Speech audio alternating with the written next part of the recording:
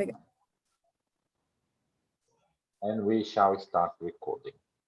So, very good evening, everyone, and we are back based on our second flight of Italian wines. The first flight we had 2 white wines, and I hope you have enjoyed the comparison between Umbria and Marche. So those are 2 pretty close wines from the same sort of a climatic zone right in the middle of Italy. One was quite aromatic, the Orvieto one, and the other one was quite high acid, quite intense of aromas and flavors, and quite salty and mineral in some ways. And today we are here with 2 red wines. They are very distinctive in their own ways, but they're very Italian. And they're coming from the same region within Italy. So that it's an interesting flight in order for us to maybe discuss a little bit how distinctive they are, how close they are, what's the story between them, and so on and so on. And I think the questions for us to answer is, what are the DOCs here? You know, what's the denomination of origin between those 2 wines, knowing that they're coming from the same region within Italy? Would you like to share your thoughts on the first wine? I mean, run the full tasting of the first wine and also pretty soon the second wine. And don't forget the quality of the first wine. Anyone?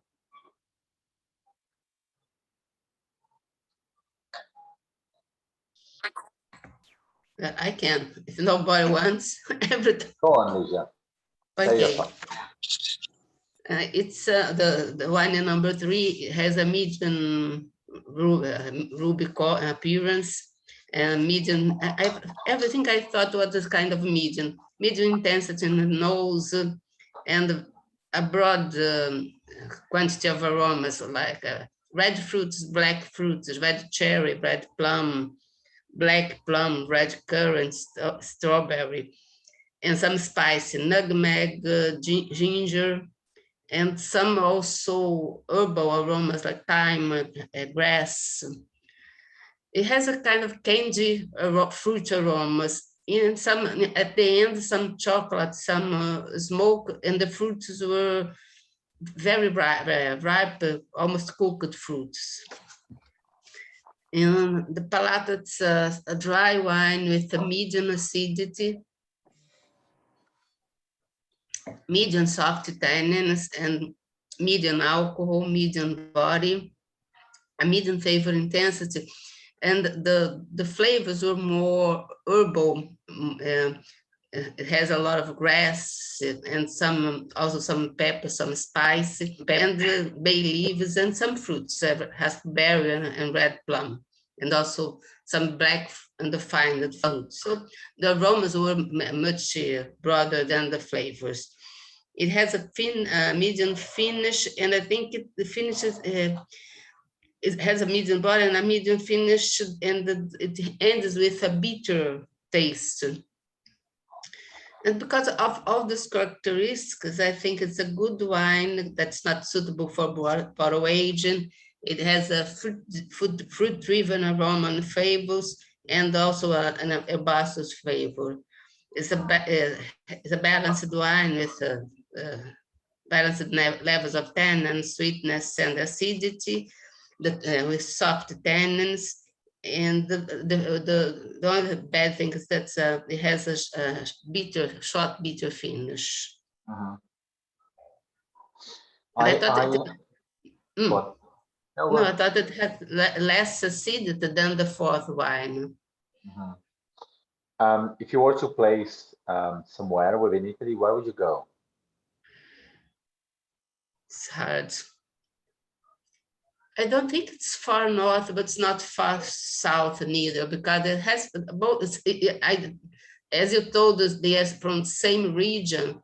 They should be around the center of Italy. Okay. I would expect more acidity from a wine from Trentino and also more ripe fruits if they were from the south. I agree. If they were from the south, perhaps the style of the fruit would be slightly different. But perhaps if the first wine isn't placing you anywhere, perhaps the second wine should be the giver. I disagree with you regarding the wine and the quality, but I'll share my thoughts in a bit. Does anybody else would like to disagree perhaps with the way that Ligia has understood the wine regarding acidity, tannins, body? Does anybody disagree? For And would you me, like to it's share the comments? medium plus acidity and medium minus tannin. Okay. And how about the fruits, the flavors, the structure? I felt some deal, but it's mainly fruit-driven wine, and the flavors are the same as I felt.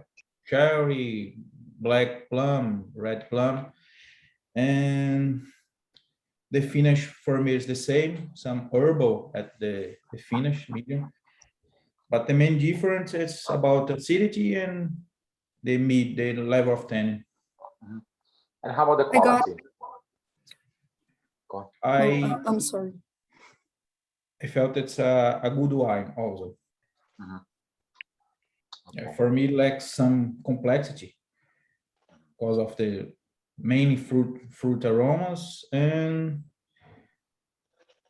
for me a little more longer finish. Uma taça, alguma coisa Very assim? good. I would say it has a complexity because the fruit is broad. Tem abridor? But mainly primary aromas. There, how about you? Share your thoughts. I also feel like earthy notes more than herbal. And I think that it is complex in its style. I think that style is this one. And also I think that the acidity is pretty much high for me. So I would place this in Northern Italy, for instance. And the finish, I think it's medium. I don't think it's short finish. So I would place this as a good wine. For me, it's north of Italy too. There are two things that could lead you to north part of Italy. Not just the high acidity, because you will get high acidity even on wines coming from the south. But what else leads you to a more cooler climate, apart from the style of the fruits and the high acidity? What else could be a giver? The body, it's a Okay. medium body wine. What It's else? level of alcohol. Medium Wow, alcohol. good level of alcohol. That's a good start, because they are saying, you know, I'm coming from a more cooler place because I have less residual sugar in the not residual sugar, but sugar in the most. Therefore, I have less. I'm a medium alcohol level, so I think I'm talking about 13.5% alcohol at most. That's what I am. Therefore, medium alcohol. Well, usually grape varieties that are not fully ripe or coming from a cooler influenced climatic condition, they would have more sharper tannins. But there are several ways for you to polish the tannins.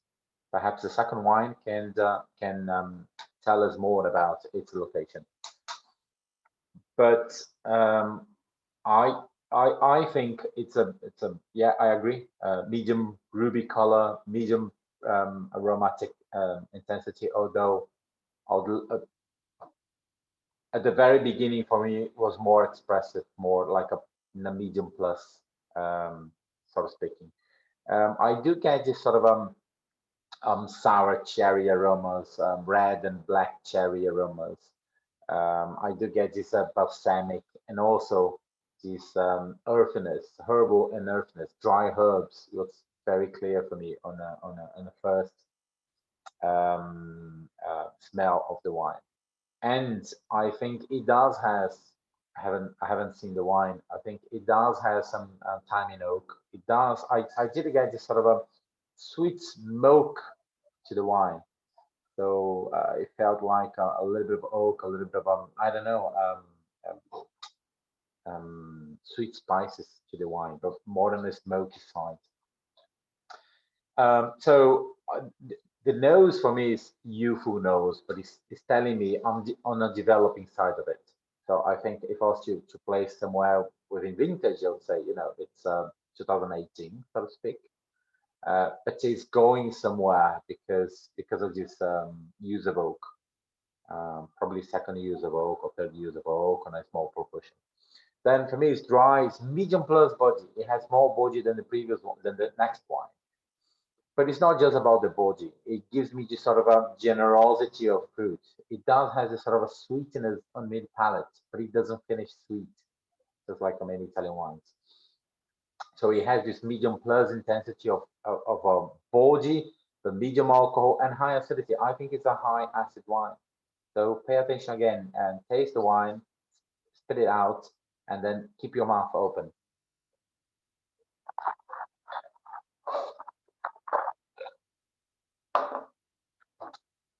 Quite high, but you don't perceive the alcohol, the acidity, because you're thinking on a fruit, on a punch of fruit that you get, which actually coats your mouth.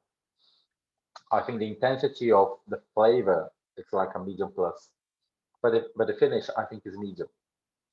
And when you pay attention on how the wine finished, it does have a little of a tanginess, a little bit of smokiness.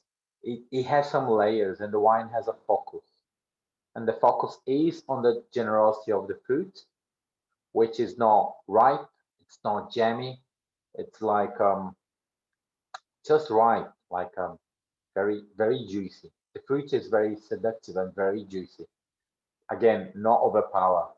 Um, and the fruit seems like a fruit that is coming from like a wild fruit, like a you know coming from the forest in a way, with this sourness added to the fruit, which again leads me to a more cooler place. You know, the focus of the wine is pretty much on the fruit and pretty much on the softness and roundness and the generosity.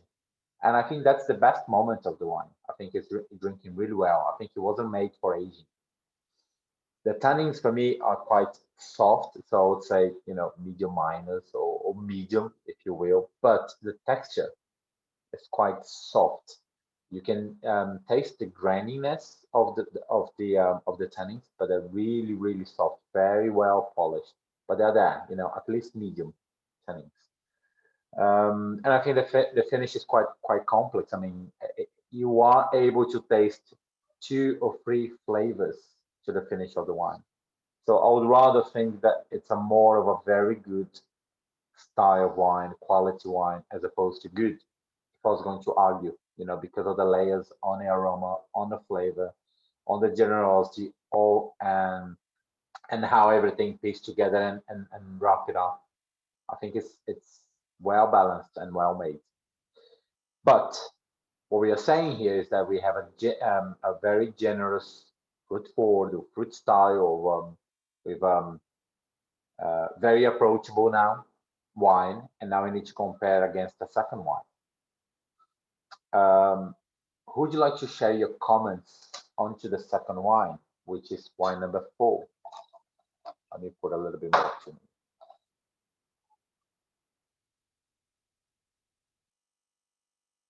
Anyone?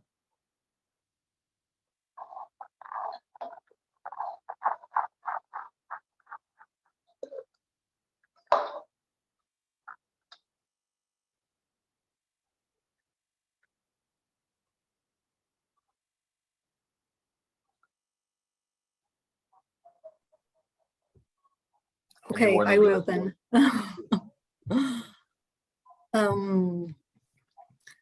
Okay, so we're basically it's the first group that I joined. So we're basically going through the SAT, right? Yeah, Okay. So appearance, I think it is pale ruby.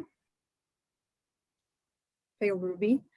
The nose intensity, let's say medium minus.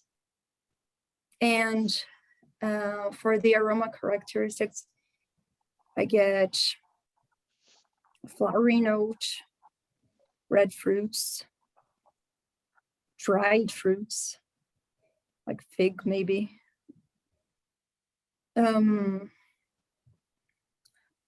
Spices. So probably this wine aged in oak. And as for tertiary, maybe something like noz moscada. I don't know how to say. Nutmeg. Nutmeg. Maybe leather, little. Okay, in the palate, it's dry, high acidity.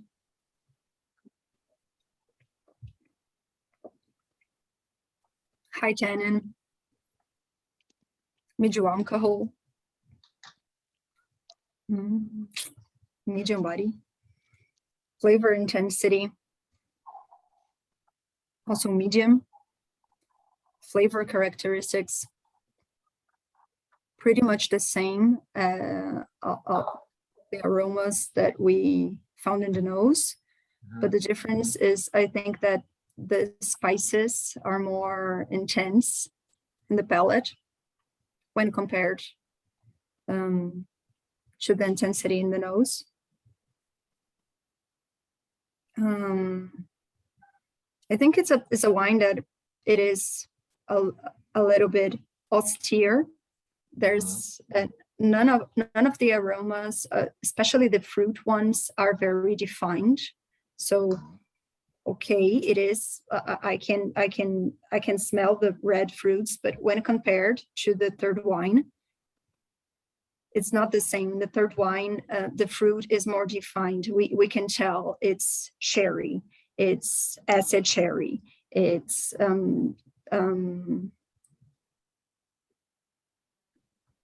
I don't know. And in the fourth wine, we can say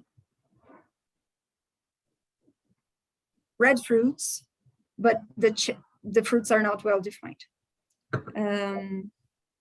What else? In the finish.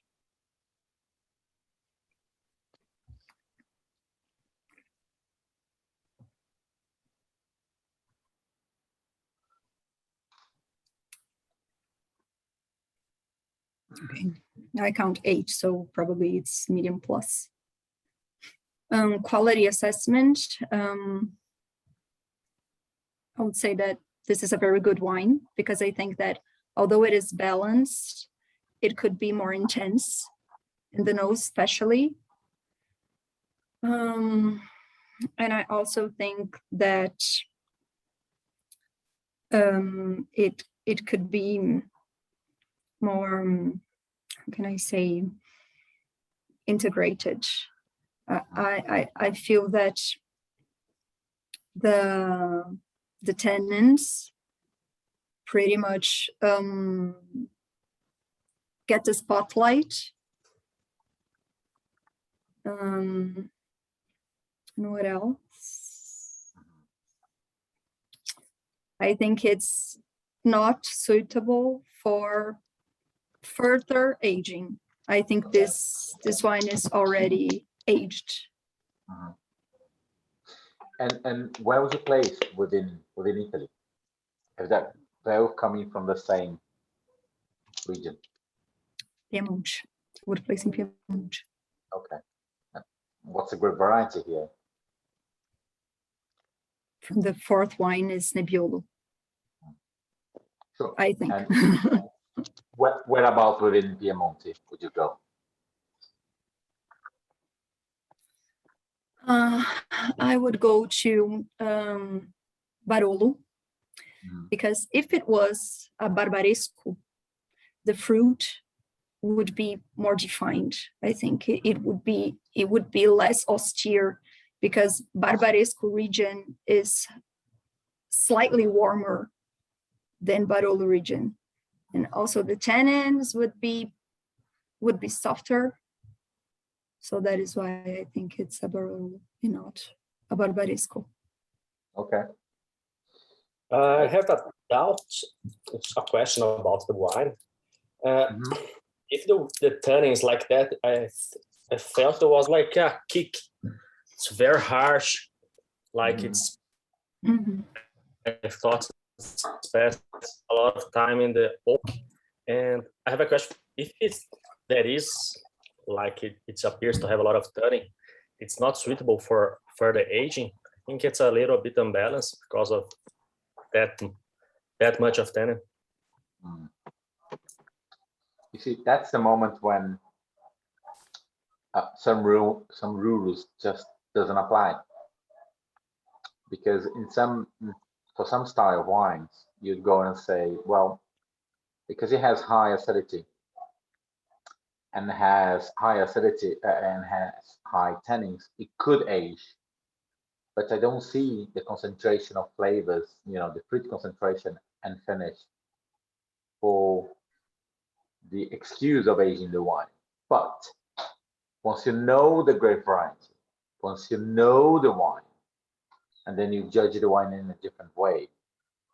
So it's very important that you are able to understand what you're talking about. And then you are able to place it somewhere, and then you are able to discuss aging potential or not. So does anybody else would you like to comment on this wine or differs from Andrea's point of view regarding the tasting of this wine? Thiago, can I do it? Yeah, sure. I only disagree with the assessment of the wine not going for aging. I do think that the wine is going to benefit of further aging because of it has a structure, it has acidity, it has tannins. I don't think it's a Barolo. Maybe it's a Lang. I do think that this harshness of the tannins, maybe I do think they are like Lang Nebbiolo. That was the assessment that I made. But I do think that it's going to integrate more. I don't think the wine is balanced now, and I think maybe 2 or 3 years the wine is going to be much better, much more approachable. The wine is a little bit disjointed because of the tannins. The tannins are. Sorry. No, go. I agree with some things on their assessment in general, but one thing that I don't agree is about the flavors and the fruits not being well defined. I think it's rich in aromatics. I found red cherries, mint, whetstones, black pepper, dried herbs, smoke, some tertiary flavors like mushroom and forest flower. And in the back of my throat, I found violets. So I agree with her in thinking that it's a Nebbiolo. But the first place I thought about was S. Bruno Lang. But I think it's a very good wine. It's an elegant wine. I don't see it as disjointed at all. I think it has the tannins. I think the tannins are a little chalky, it's astringent, but it's in the right measure, and it's in accordance with the style of the wine.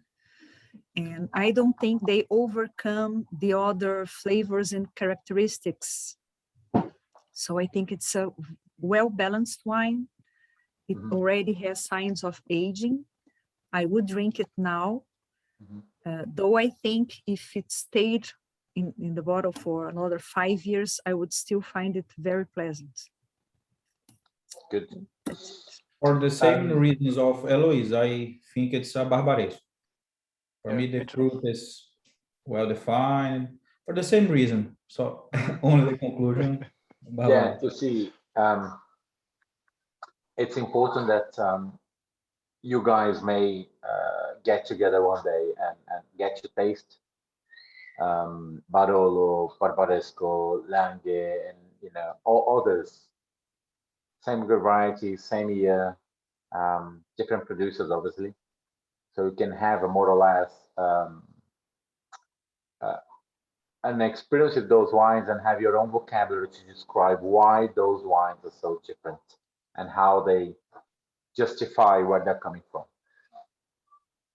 Because you can be right for you could be right using part of those justifications, your arguments, depending on the vintage, and and maybe you could be wrong using those arguments, depending where you're basing your arguments.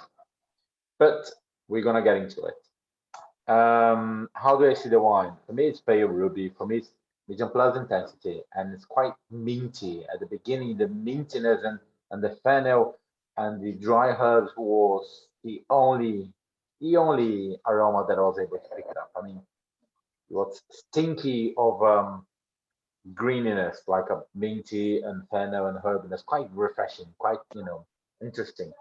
I don't remember last time I had a wine like this, earthy in a way. And then those dry roses, dry flowers, and cherries, dry cranberries, like all dry fruit was the majority of aromas that I picked it up. I didn't get any fruit in itself, like cherries, no way, but dry cherries, yes, dry raspberries, yes, dry cranberry, yes. That was the impression that I had. And for me, the wine was aromatic. Talking about the state of the aromas, it was developing, not fully developed because I didn't get the leather, I didn't get the mushroomy, but for me, it was dry herbs, dry roses, and dry cherries. And as you may know, when you mention dry cherries, dry cranberries, dry floral, dry flowers, once you state is dry, it means it's fully developed. It's a characteristic of fully developed aroma. But out there saying, it's developing, it's going somewhere, as opposed to saying it's fully developed. Could I lose points here? I perhaps could, but it's how I see the wine. I see the wine is going somewhere, but not there yet. I think it's a dry wine, it's medium body, it's medium alcohol, like a 13%. It could be 14. But I would rather say it's medium alcohol.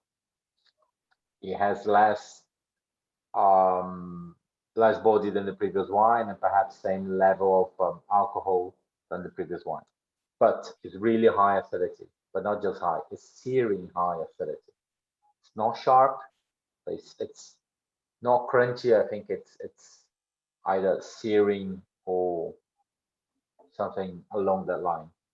The tannins are really high, high tannins, but chalky, grainy. They're bad. They're very sharp. They're pointing at you like saying, I'm here. It reminds me of schisto. If you're not careful, you will cut yourself because they're really sharp. Then medium intensity of concentration of flavors and short finish.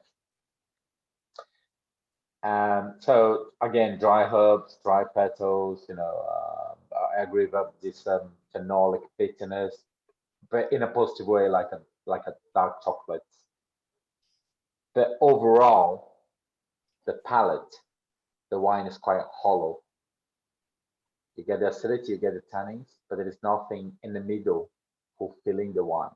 And when you retaste the first wine was very full and well balanced, and the perception of body and fulfillment was much more generous than this one. So it's quite hollow in a way. Again, and goes in line with when I say short finish and medium concentration of flavors. And then I agree with the austerity, but for me, it's not just austerity, it's a rusticity. The wine is quite rustic in a way. It's not polished. Even the tannins are not polished. Even the flavors are not polished. But it's very in line with Nebbiolo. It's very in line with the Nebbiolo. And which style of Nebbiolo? The old-fashioned, traditional style of Nebbiolo that you know, they harvest the grapes, they distill all the grapes, they press the grapes, they keep in, they do cold soaking for a while. They use this botti for fermenting the wine and aging the wine and so on. Has he seen new oak? I don't perceive any use of new oak or French oak. So for me, it's very traditional. But I don't get very the aromas. They're not very complete. They're not very in your face. I think the wine is quite approachable now. Can he age? He can age. About quality, yeah, very good. Can he age? Yes, he can age. But if I was going to place somewhere, I wouldn't place in Barolo, and I would not place in Barbaresco. I don't think it has the body, the concentration, or the layers to be there. You know, when you think of Barolo and Barbaresco, these are, when you compare the quality levels with Burgundy, these are Premier Cru levels. You know, if you get a wine that says it's Barolo, it's like a Premier Cru in Burgundy. And then when you go within the single vineyards, then when you go within the subregions, then you are all sort of a Grand Cru quality level. You know what I mean? So you don't have an entry level here. You could have a much simpler wine. You could have a producer that has less focus on quality, that's selling much cheaper. You don't have an entry level. You have other appellations that are much simpler that will become the entry level, because the region here, it's actually what? What's the region here?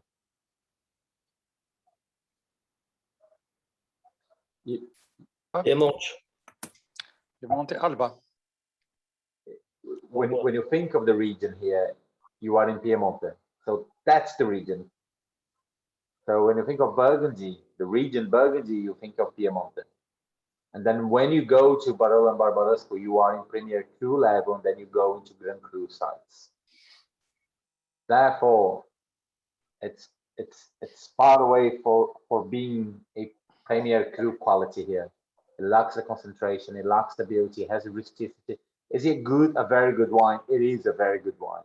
Could it age? Yeah, maybe 5, perhaps 10 years. But that's the style, and it's not going to get better. But why they didn't spend more time and more money into this wine? Because the fruit in itself wasn't good enough in the first place. Where am I?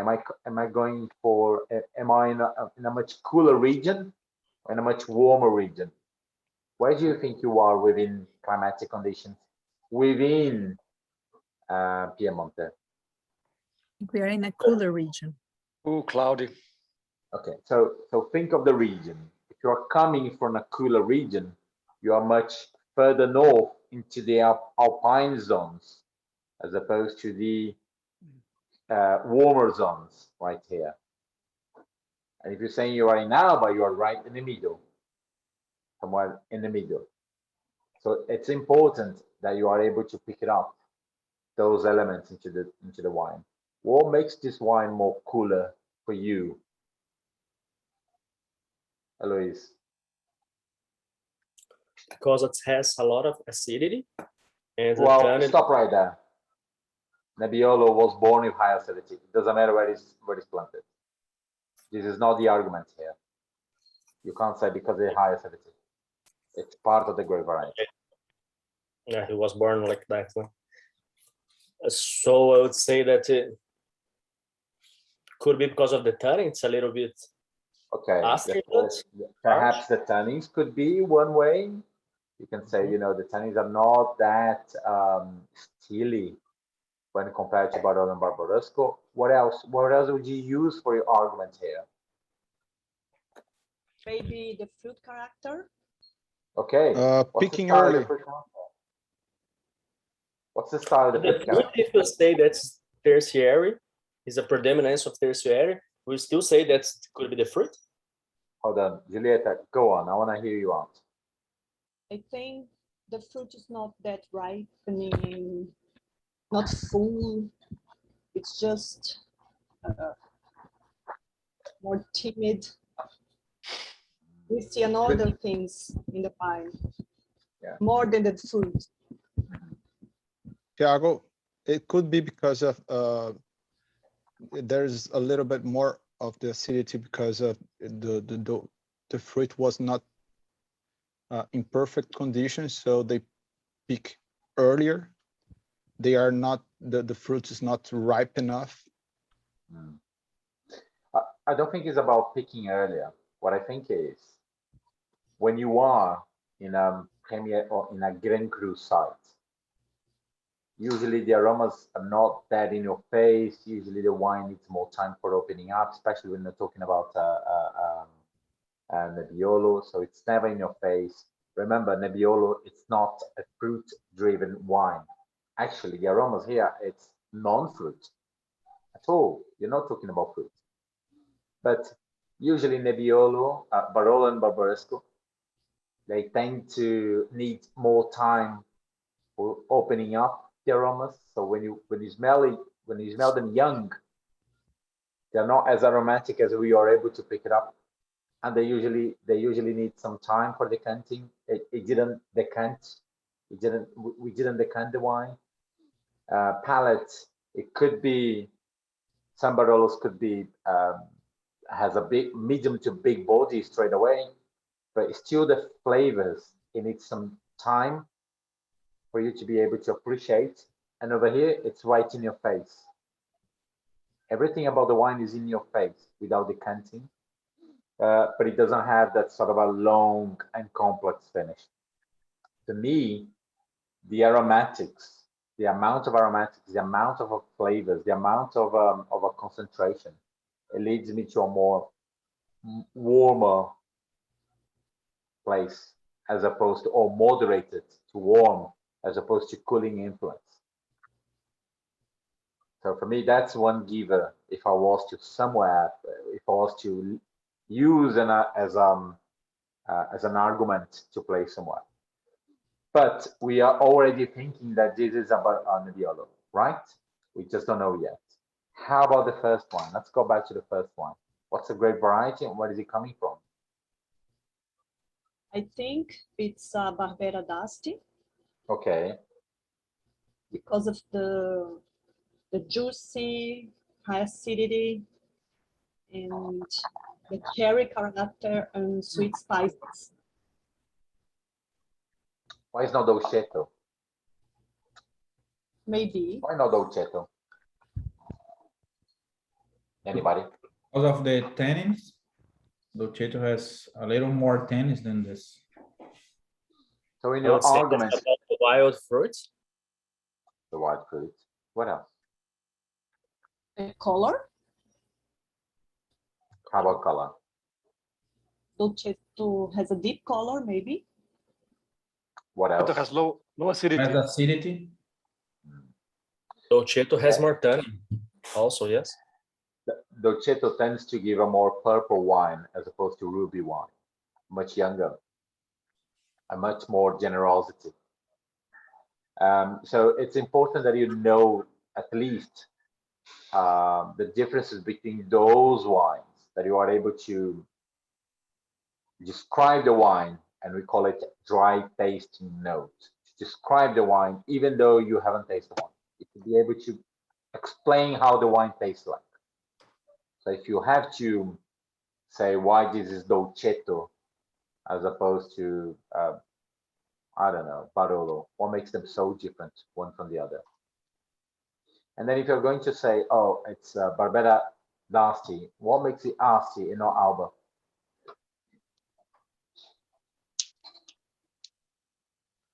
Because you have 6 points. And you know what? Different from when I did my diploma, I had to pass on the tasting and I had to pass on the theory. If you have strong arguments that you can easily decorate and have it by heart, if you are able to make, I don't know, 80 points on your tasting on sparkling or fortified, and you do 44, which is what you need to pass the theory, then you know, it's still passing high grades. So it's important, at least on the tasting, that you are able to have your theory knowledge to support your tasting knowledge, your ability to taste. So why is not Dolcetto then? It doesn't have the color. Dolcetto would be a lot more purple. So it has high acidity. Dolcetto doesn't have high acidity. It has soft but medium, at least medium intensity of tannins, and Dolcetto doesn't have that. Although it has this generosity of fruit, what's the difference between the profile of Dolcetto and Barbera, if it is a Barbera that you're arguing for?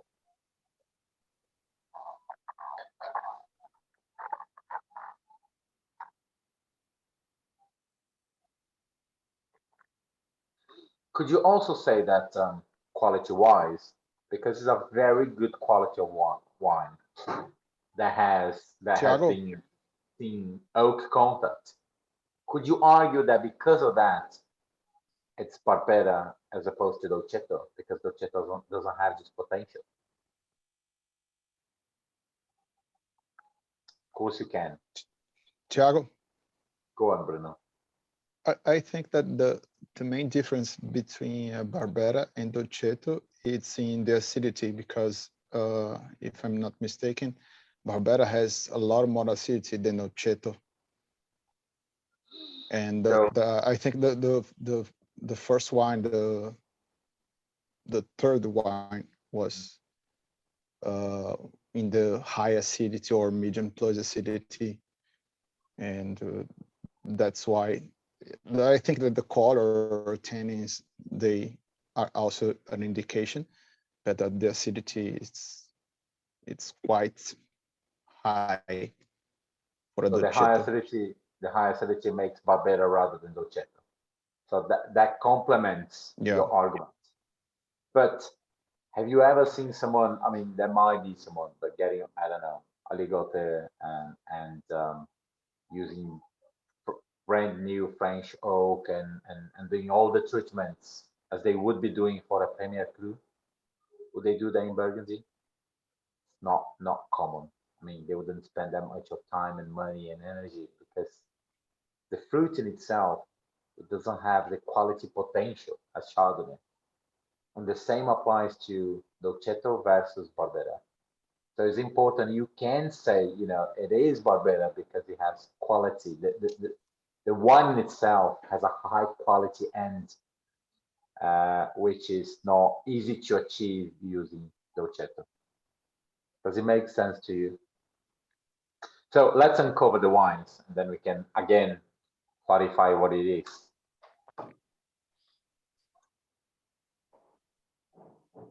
Oh, that's the third wine. And they always do in a way that I can't really do that easy. Okay. So first wine, it's Barbera d'Asti, DOCG, and it has 13.5% of alcohol, so medium, and that's 2017. Good, great, and it comes from World Wine. Villa Monticello in La Mora. Ooh, delicious. I love it. I don't know you. I'm not sure about you, but I will drink it to the end if possible. Not today, but today, tomorrow. Delicious. What a treat. So how about the second one? The color could have also been an indication because it's paler and losing color. Oh, that's probably not that. All right, bingo. It's a very good producer, Marengo, and it's called Nebbiolo d'Alba. And so it's 2016, pretty young for Nebbiolo. And this is a producer from La Mora. so based in Barbaresco, based in Barolo. So it's Alba. So remember when we talked about the ripeness? So Alba makes much more generous and warmer. It's right in the middle. It's more continental. So it has more continentality when compared to Barolo and Barbaresco in some ways. And if I was going to argue, I would argue two places, which they could be they're totally very distinctive. I would argue either for Lange, but often Lange makes much simpler wines, fruit-driven, aromatic, much less fruit concentration, and the tannins are often much more stringent. When you think of Nebbiolo that comes from Alba and coming from Asti, they often has more fruit generosity, as we can see here, but they make wines that are more approachable at a very young age, which is what we are seeing here. So it's 2016 and it's quite drinkable now.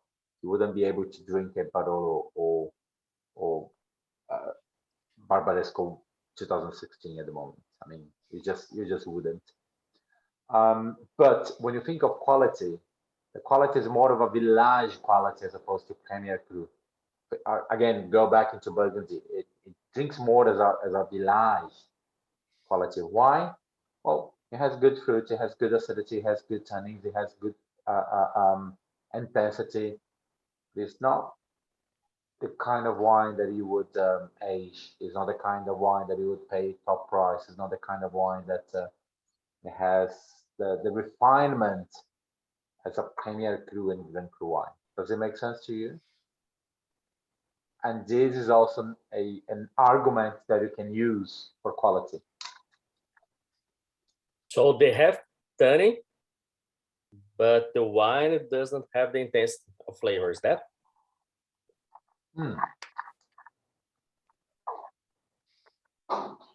I think it has good flavor intensity, and Nebbiolo, it's not the kind of grape variety that gives you an explosion of aromas and an explosion of flavor. I mean, you'll taste the majority of Nebbiolos that you pay, like, I don't know, 80 euros, 100 euros, 800 reais, 1,000 reais. They often will let you down. You're gonna often open them and taste them and say, I expected more from the amount of money that I paid. Okay, no doubt about it. But they often have more body, more layers, more definition on the layers, more flavor, which will come with tannins, which will come with a lot of acidity. And they're less approachable when they're young. So they're more approachable after 10 years, after 15 years, and so on. So over here, they're quite approachable. They're quite, ready for consumption. Can you say that the wine is not balanced because of the tannin or not? No, well, if you say it's not balanced because of the tannins, you're saying I don't know what Nebbiolo tastes like because it's part of Nebbiolo. It's like you saying, I don't like that person because he has a blonde hair. Well, he was born with a blonde hair, so it's part of the character of the grape having high acidity and high tannins. What you can say is that the tannins taste quite rustic as opposed to sharp as it should be. That the wine in general, it's more austere and astringent, less refined as it could have been if it was coming from a much prestige region such as Barolo or Barbaresco. So those are very little details that you should use to convince the examiner. And that's the key point. You need to have an authoritative voice to the examiner.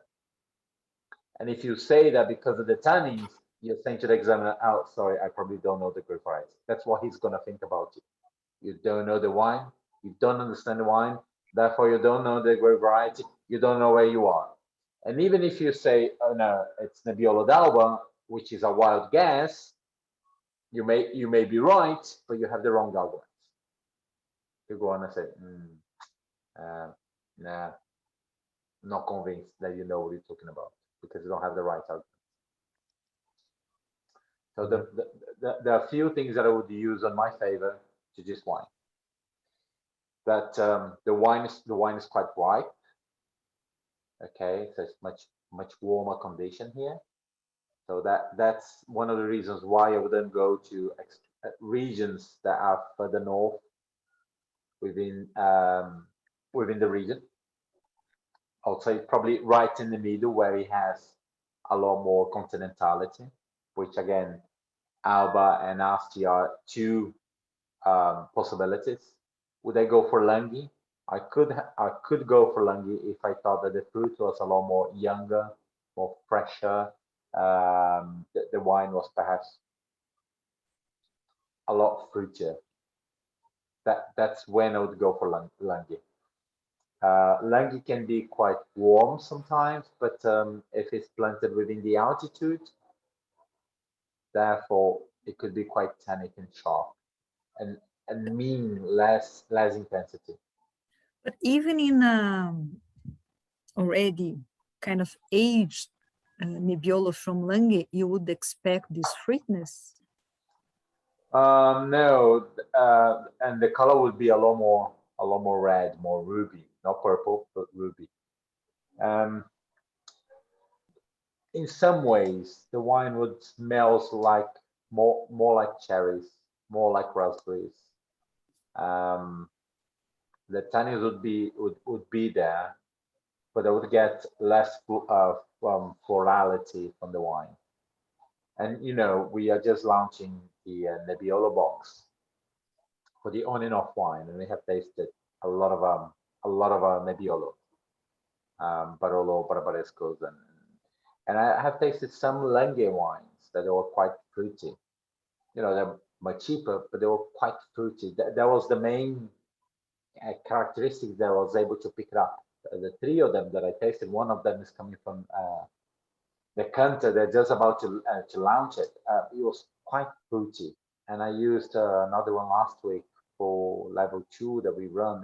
It's very fruity. Over here, it's not about fruit. It's non-fruit at all.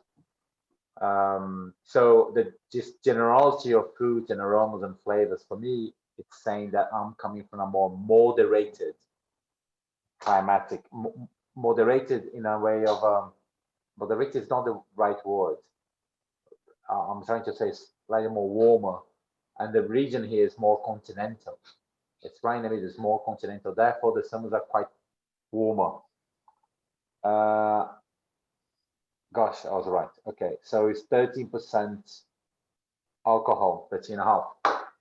When you think of Barolo and Barbaresco, they're often 14% alcohol. They're often high alcohol level. So again, Langhe, Alba and Asti, they tend to make wines that are slightly more fresh somehow, in alcohol level. I don't know if I helped you or if I made you more confused, but I think that the next level up would be a very comprehensive tasting of several Nebbiolos from that region. That would make a lot more sense to all of us, right? Are you guys convinced? Not convinced? Are you guys happy? Unhappy? At least I hope you have liked the wines. I spent 1 week there in 2019, and I was thinking here, if this is a Barolo, it's a very bad Barolo, because I cannot express in words, but when you have a Barolo, it has a nobleness, has it's something emotional that brings up. I don't like particularly the Nebbiolo, but it was a noble wine. This was a little bit disjointed, as somebody said. So I'm glad that the first impression was better than later when I thought about it. Mm-hmm. What else would you say about this wine when compared to Barolo? What else do you think it distinguished from Barolo? Well,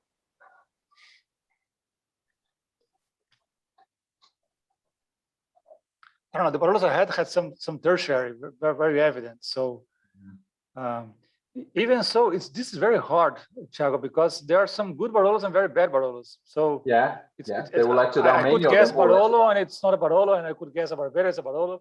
So I cannot put in words, but I would say the tertiary. I think tertiary is a good description. And also it was very pale. The Barolo was very pale, and this is not so pale, the ones that I had. I don't know. Mm-hmm. Yeah, but I mean, the paleness is something that you can adjust in the winery. You know, it depends on the skin content. But for me, when you talk about nobleness, you're talking about, you know, the refinement, the beauty.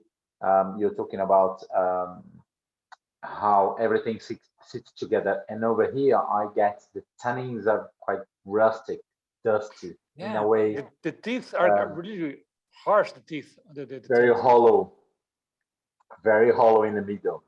But again, you can perceive from the flavor profile and the aromatics that is coming from a more warmer continental. I don't know, because it is more ready for consumption. Although you won't see the vintage, you won't see the label, so you don't know whether it's 2016 or 2002. But what you can realize is that, okay, it's not very tertiary yet, and the wine is ready for consumption, because it is. It's not getting much better, and it has some rusticity, lacks the elegance. So perhaps I'm not there in Barolo and Barbaresco. Knowing the WSET, when they are going to select the wines for you, they'll probably get wines that are coming from noble region. So they'll probably get you a Barolo, they'll probably get you a Barbaresco, and they will ask you, and if they're not going to ask you to distinguish between Barolo and Barbaresco, but they will get you with either two other wines from the same region, and the two other wines could be a white wine from the region. And they want you to guess, to know the grape variety and have arguments for the grape variety. Like it's a Nebbiolo because it has high acidity, high tannins, moderated alcohol or high alcohol, moderated body, pale color. And these are elements that should ring a bell saying, oh, that's Nebbiolo, that's for sure. And because of the quality, therefore, so on and so on. So remember, think about this Premier Cru level, Village level, and so on, because if you can apply that, this refinement and concentration and potential of aging, you understand where you are within the Nebbiolo planted within the region. Make sense? For the first, yes, makes sense. And for the first one, I completely got it wrong. I would never guess it was Roberto d'Asti. And why? For mine, it was super sour. I don't know how people. A few times I have seen a wine with the acidity standing up, screaming so much compared to the rest.